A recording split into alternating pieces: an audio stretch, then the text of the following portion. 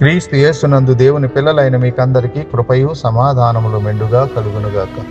ఈ ఉదయం కొరకు ప్రభువు అనుగ్రహించిన తన జీవపు వాక్కు 73వ సంకీర్తన 1వ చరణం. ఇశ్రాయేలు ఎడల, శుద్ధ హృదయుల ఎడల నిశ్చయముగా దేవుడు దయాళుడై ఉన్నాడు. దేవుడు అందరికీ మంచివాడు. దేవుడు అందరికీ మంచివాడు.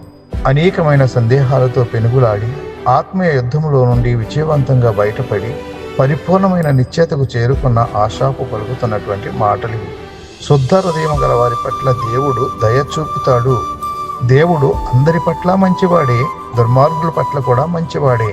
ఎంతవరకు వారి పట్ల ఇక దయ చూపించడం అనేది ఇక ఎంత మాత్రము న్యాయం కాదు అని అనిపించే వరకు ఆయన అందరికీ మంచివాడే.